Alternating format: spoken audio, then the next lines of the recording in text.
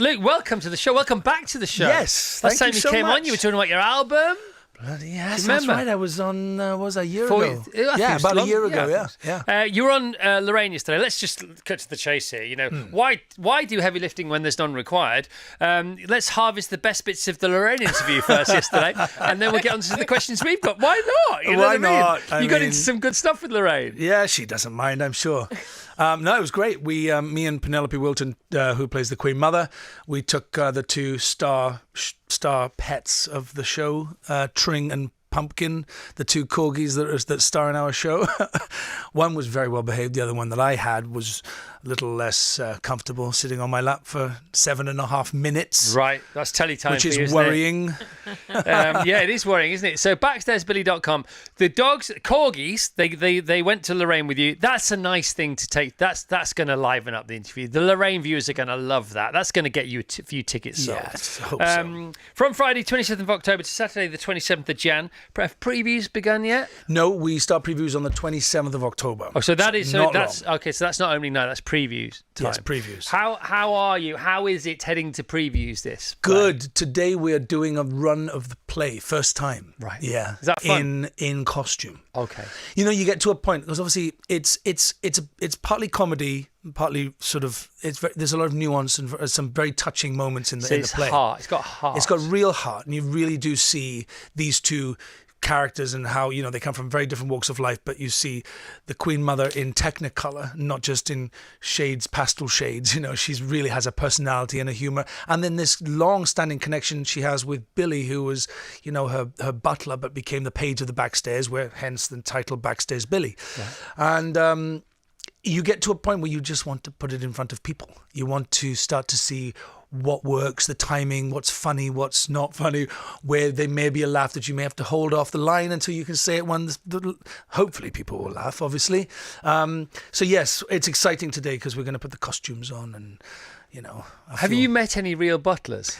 I have. Yes. For this or anyway? No, he came in a couple of days ago, and I thought it was a little insensitive of the production to bring him in 5 weeks after we'd started rehearsals, because I thought if he tells me I'm doing everything wrong, yeah, I have to go back to this. It's a bit late now. But he was very complimentary. I have met the Royals several times, so I sort of have seen how the staff work. It's not what people might think. It's not how people might think, is it? And it's very detailed and quite specific to whoever they're looking after. Yeah. And obviously, but Billy with the Queen Mother was very specific. And obviously, as you can imagine, like we meet them in the play in 1979.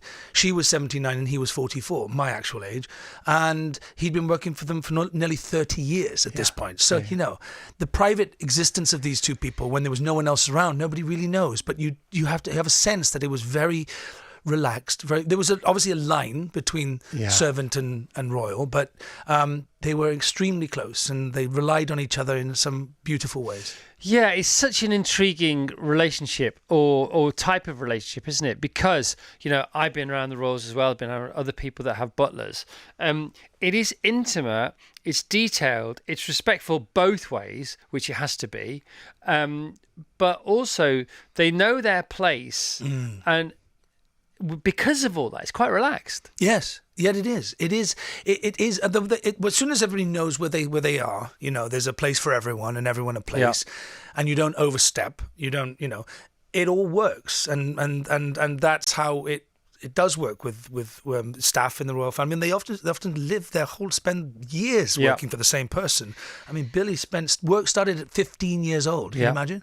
For the Queen Mother, and was with her till she died, just under 50 years later. It was a time, you know, life was, London, the UK was in a huge change. I mean, Thatcher was coming into power, there was protests and unions, and, you know, outside of Clarence House, there was a lot going on. There was a lot of change happening. Yeah.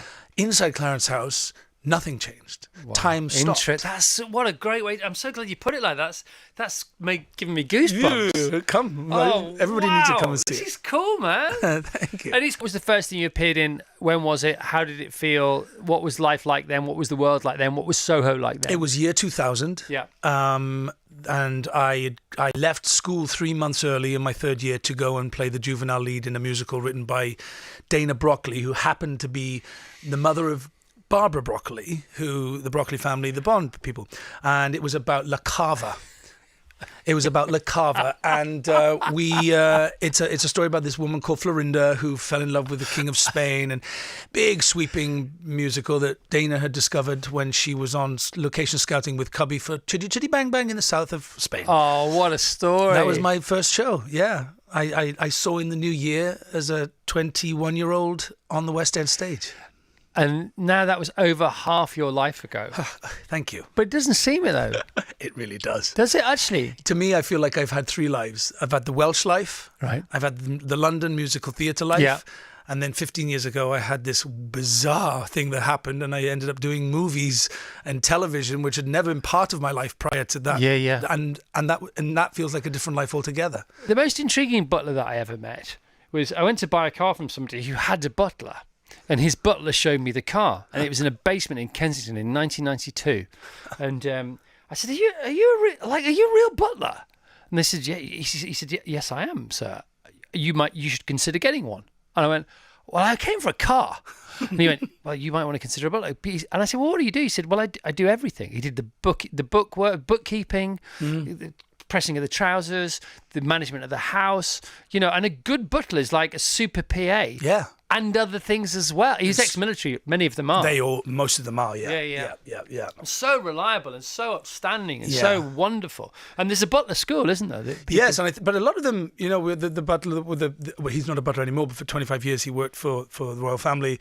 He says when you first start very, very young, there's no sort of script or there's no rule book. You just sort of learn on the job. It depends whose butler you are. Yes, and if they're nice or if they're not. Yeah. And I think there's a lot of terror in those first few months when you start working and all of a sudden you walk into a room and there's the royal family, and how do you...